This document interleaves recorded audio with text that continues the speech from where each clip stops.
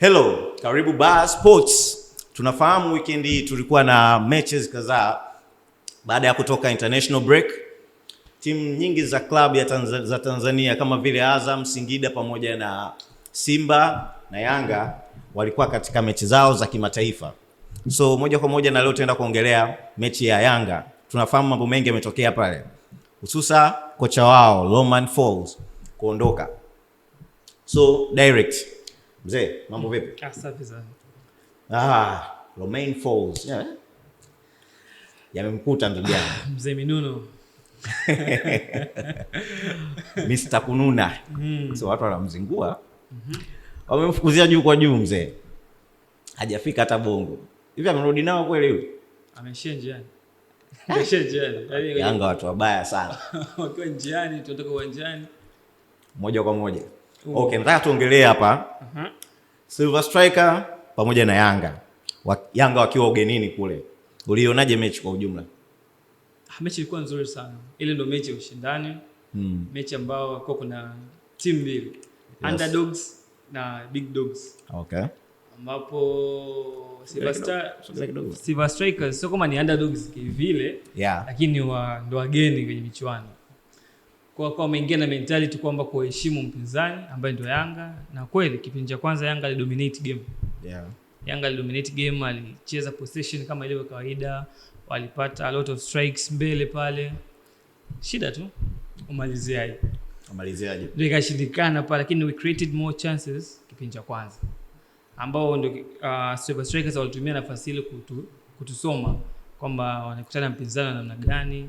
Hapa anaongea na shabiki wa Yanga, ndio maana anatumia hizo kauli, unaamua kujiexpose mwenyewe. Amekutana na mtu namna gani? Yeah. Game kipindi cha kwanza tulicontrol vizuri. Yes. Sema tactics tu, ambapo tukiangalia ni makosa tu ya kiufundi pale nyuma kidogo, maki Yanga walikabia highline. Sawa, sasa kwa kifupi sana nataka unielezee ni strength ipi uliiona kwa Silver Striker ambao walifanya Yanga wakawa kidogo wamezidiwa, na uniambie pia kwa upande wa pili Yanga walikuwa wapi bora na wapi wako down. Okay. Kwa Silver Strikers kipindi cha kwanza nilichokiona au yes, kwa game nzima, analysis ya game nzima. Yeah. Game nzima Silver Strikers kwanza waliingia na mentality ya defense. Defense yao ilikuwa ni ya kuziba nafasi kwa kumheshimu mpinzani na kumpa nafasi mpinzani kukana, walimpa mpinzani muda wa kukaa na mpira. Yeah. Alafu kuna muda Silver Strikers strength yao ya pili ilikuwa ni kwenye kubadilika. Walikuwa wanacheza counter balls. Okay. Yanga walikuwa wanapanda maana walikuwa wanapiga counter attacks. Yeah. Yes. Kwa ile ilikuwa inafanya Yanga wanaacha magap. Pale ule muda tulikuwa tunamkuta Boka ameshapanda juu sana, Mwenda amepanda juu sana.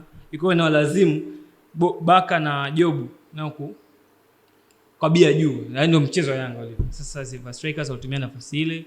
Hiyo ndio strength yao ya kwanza, kutumia nafasi. So hicho ndio kitu pekee ambacho unahisi labda Yanga kilikuwa kimemtoa kwenye game, au ni kocha? Unajua kuna shida moja hapa ipo.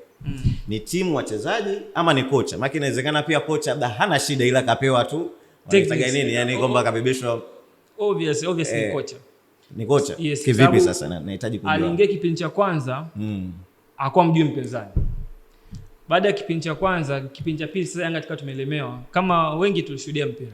Kipindi cha pili kama Silver Strikers walikuwa wameweza kupossess ile game na sisi tulikuwa tunacheza half of our box. Yes. Kwa ni kwamba kocha wetu alikosa mbinu za kuweza kumfungua na kumrudisha mpinzani juu. Kwa hiyo ikatulazimu sisi kushuka chini. Kwa kifupi hapo nataka kusema kwamba Romain sio mzuri sana kwenye mbinu, strategies, yani kwamba kubadilika kutokana na mazingira, si ndivyo? Yes, tuseme hivyo. Kwa hiyo ile game alishindwa kubadilika, pia poor substitutions ambazo alizopiga shehe wangu sio za ukweli. Alimtoa Mwenda afa akamrudisha Max Nzengeli nyuma, afu ikabidi sasa beki winga mmoja ife.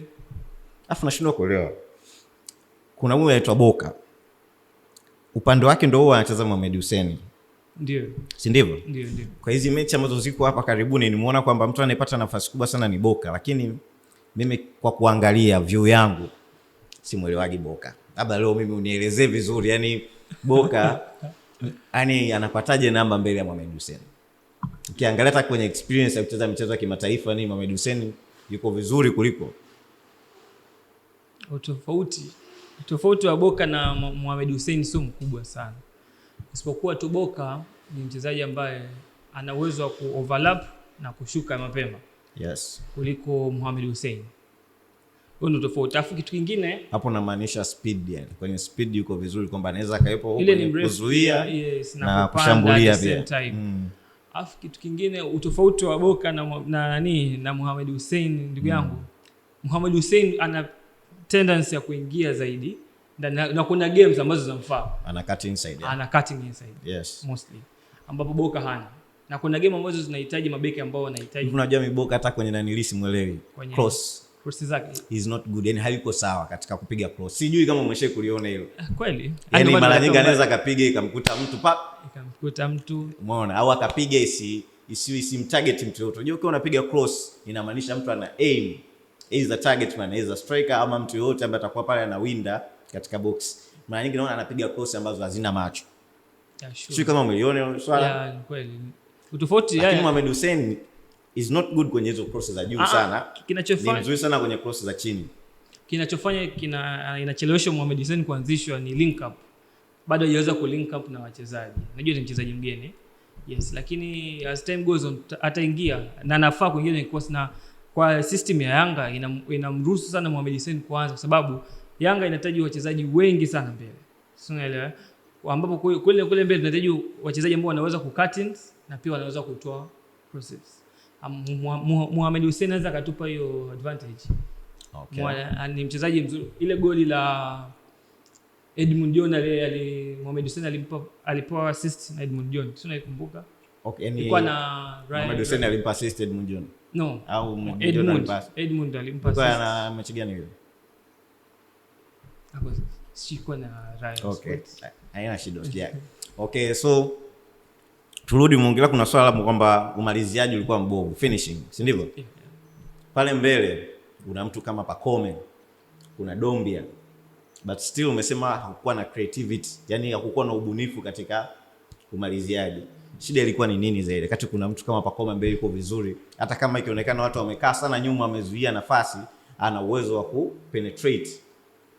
Kweli kama nilivyosema awali kwamba Silver Strikers walitumia mbinu ya kukaba sana njia. Yes. Wachezaji wetu ukiangalia, mimi nitakurudisha sana kipindi cha kwanza. Kipindi cha kwanza tulipata nafasi nyingi sana. Tuliachiwa nafasi. Hata wao walikuwa na nafasi wanazipata pia. Walikuwa wanapata nafasi na walikuwa wanashindwa kuzitumia. Yes. Ambapo sasa ilikuwa inatupelekea sasa wale Silver Strikers walikuwa na kaba sana, mipira isiweze kupenetrate. Yeah. Isiweze kupita. Kwa hiyo ile ilikuwa inafanya sasa Pacome yeye sasa amua kubadilisha game, sasa yeye ndio ibebe, aingie sana ndani, yeye ndio alikuwa anacheza sana faulu kama wali consider.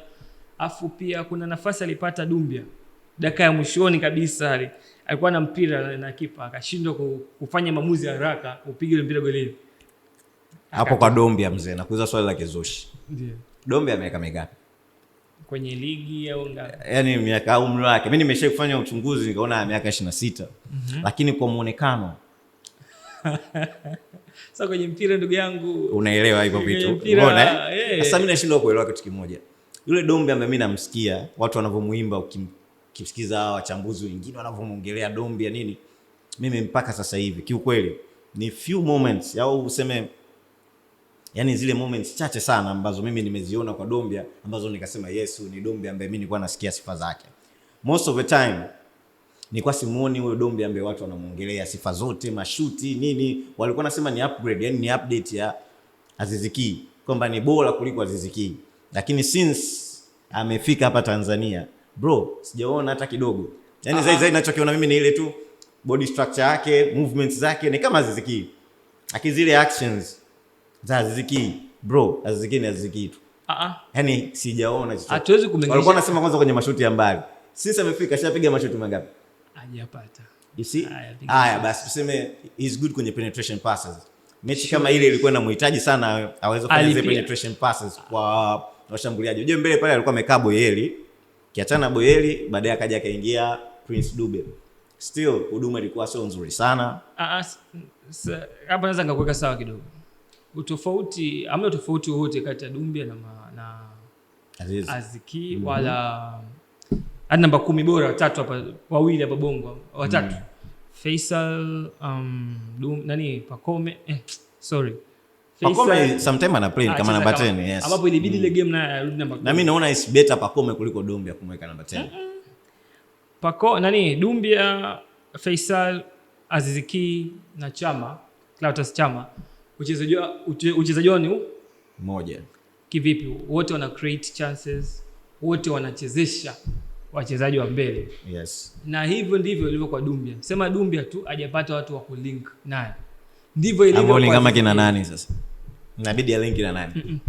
Dumbia angekuepo kwenye kile kikosi kile cha zamani cha Yanga. Ule mchezaji huyu kocha tu ndo anajua kubesha tu mchezaji wa timu. Mbona mnampa mzigo yeye kocha?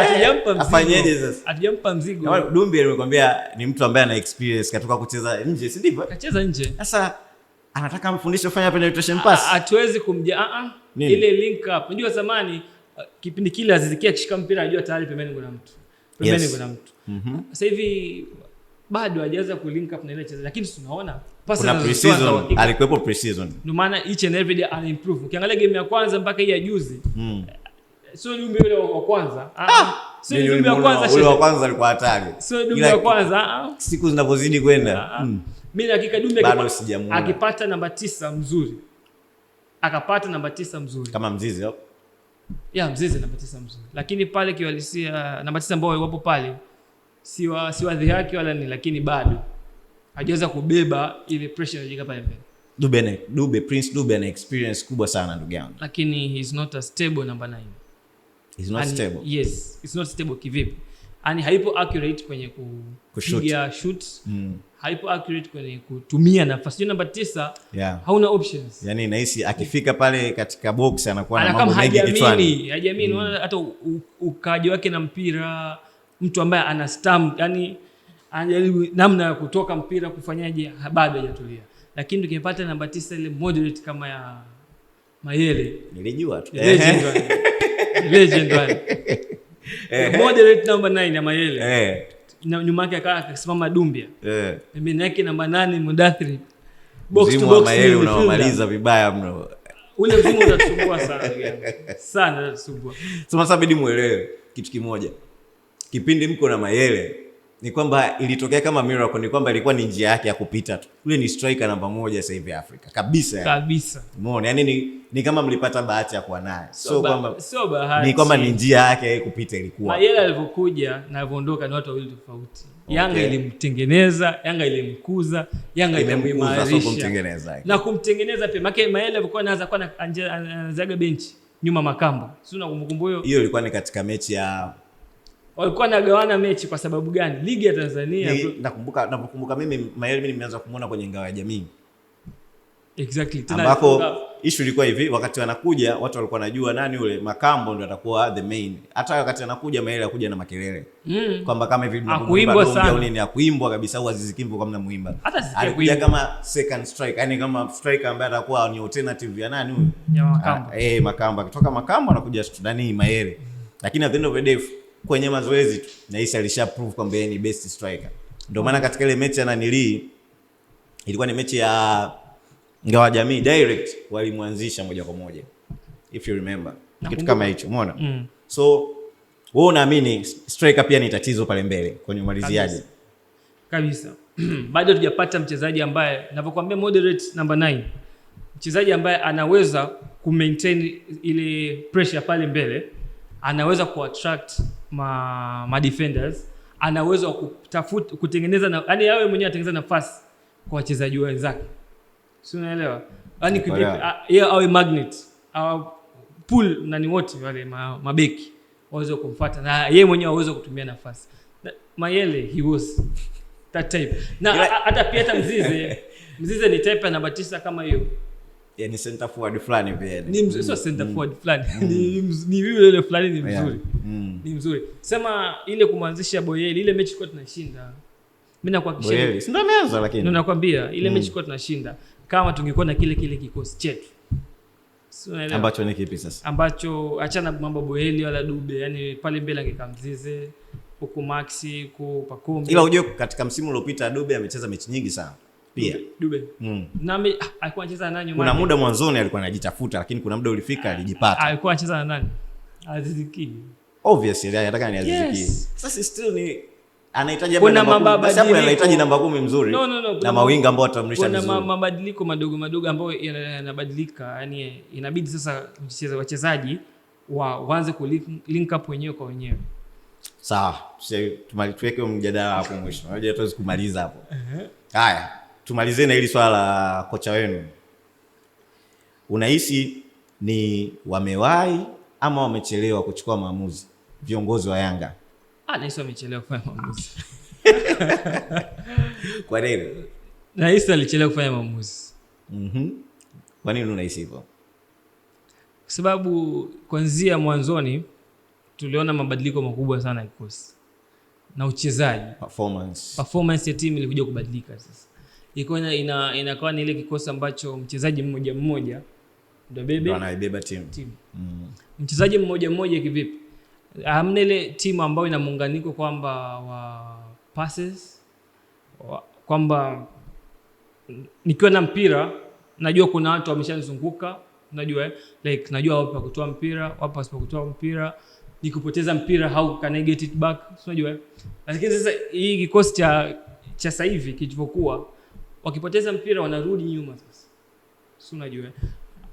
Sio mpira wetu kabisa. Sio mpira wetu kabisa ndugu yangu. Swali la kizushi. Umemsikia Ahmed Ally alipokuwa anauliza? Anasemaje?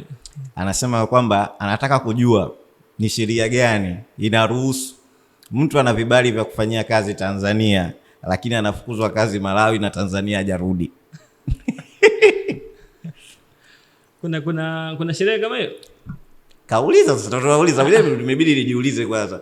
Mmemfukuzia kazi Malawi, yule ana vibali vya kufanyia kazi Tanzania. Hata mimi naweza kumuuliza swali, Bwana Fadlu alivyosema anaacha ukocha, aliacha ukocha.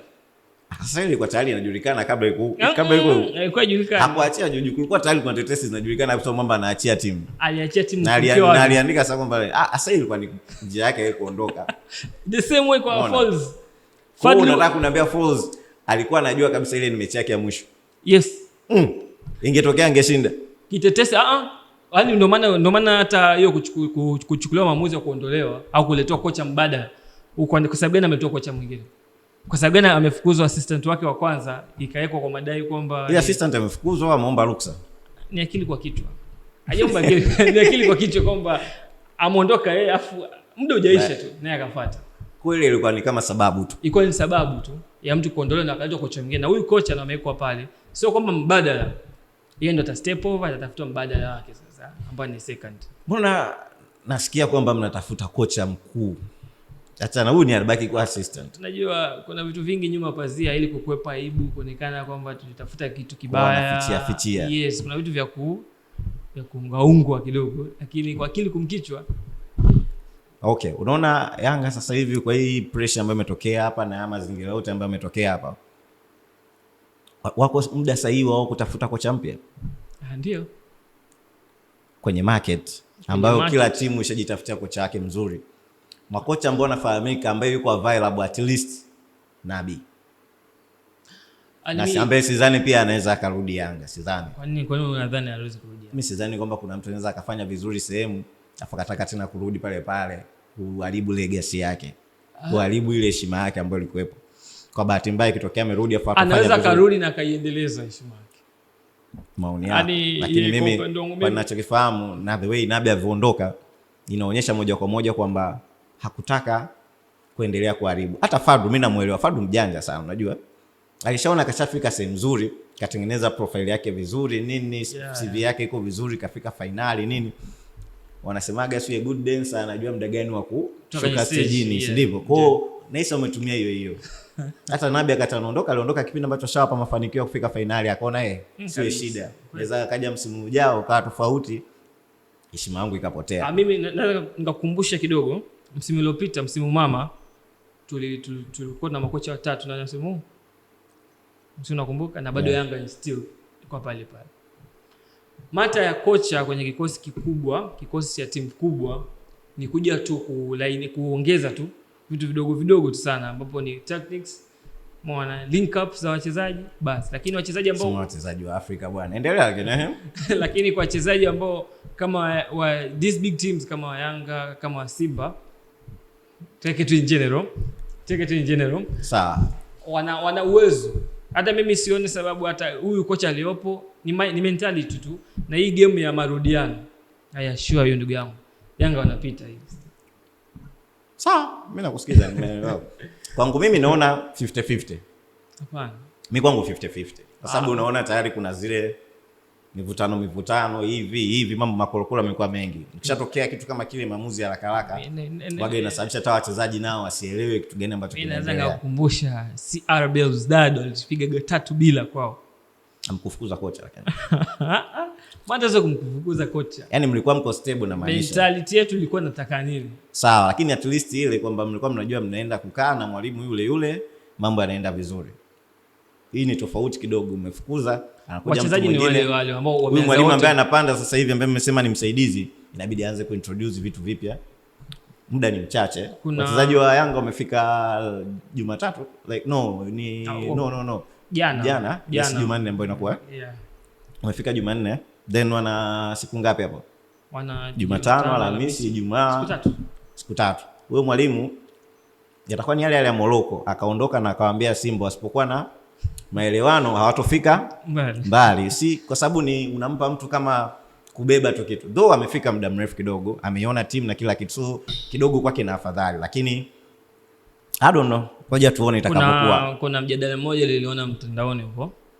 Akasema kwa aina ya wachezaji wa Bwana Falls, kuna wachezaji kwa inawanyima sana kuonyesha vitu vyao.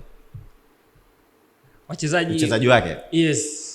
Wachezaji wapya, wageni wa kigeni hao. Wachezaji kama Bala Conte ni mchezaji wa kumpa nafasi sana. Na mchezaji kama Lassine Kuma. Bala Conte. Lassine Kuma, Bala Conte, hao ni wachezaji ambao kwa pale midfield ya Yanga. Watakuja kutusaidia sana. Mimi ninachoamini kwamba ligi walizotoka na aina ya wachezaji waliokuwa wametokea na kuja kucheza kwenye ligi ya hapa, na aina ya timu waliokuja kuchezea, timu yenye pressure, timu ambayo inahitaji kwamba mchezaji uwe na utulivu na pia uadapt mazingira, inategemea sasa kwa muda gani. Khalid Aucho, kama mnakumbukumba, alikuwa amekuja Yanga, hakuimbwa. Afu wachezaji wengi ambao waimbwagi ndio wanafanya vizuri. Yes, sababu wengi na pressure. Yes.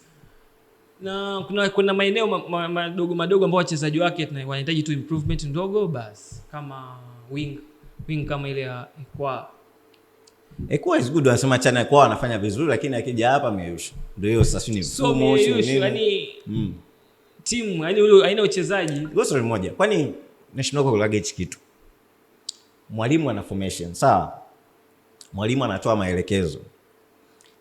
Kinachokuwa performed pale apart from formation na maelekezo na jinsi gani mnavyotakiwa kucheza, mtacheza kama timu, lakini kuna muda vitu vikikataa ndo pale anapokuja mtu mmoja. Though ndo kitu ambacho mnakikataa pia kilizidi sasa kabisa.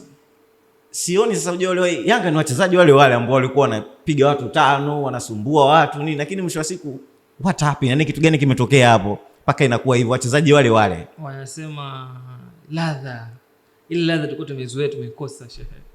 Ladha ipi? Build up. Unajua Yanga tukishazoea inaanzia mpira unaanzia kwa Diarra. Unatembea, unapanda. Sasa ni falsafa ya timu yetu ndio ipo hivyo. Possession game.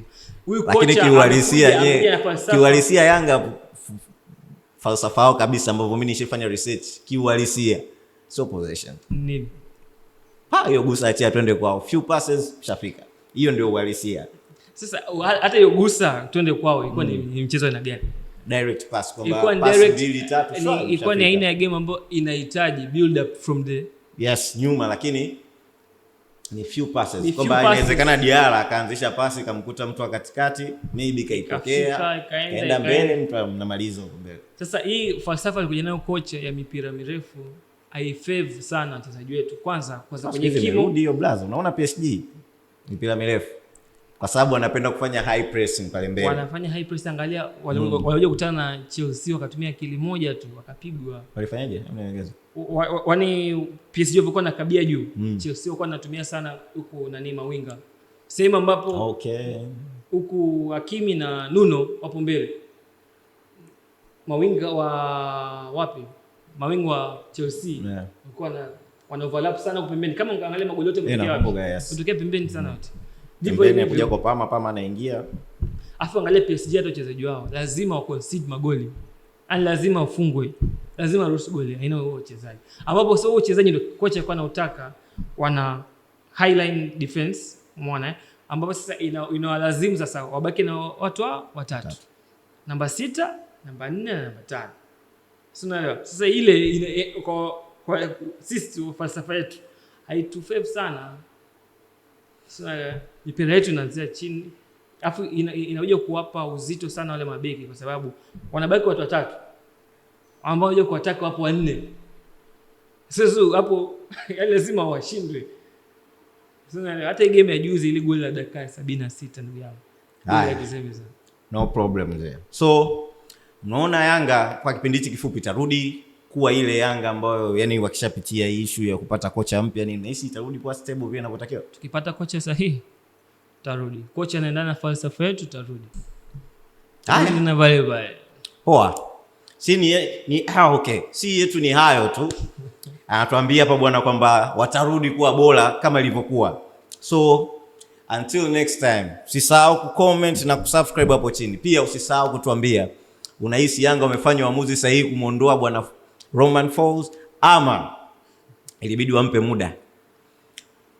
Kocha nini? Minuno. Kocha Minuno. Bye bye. Till next time. Asante sana.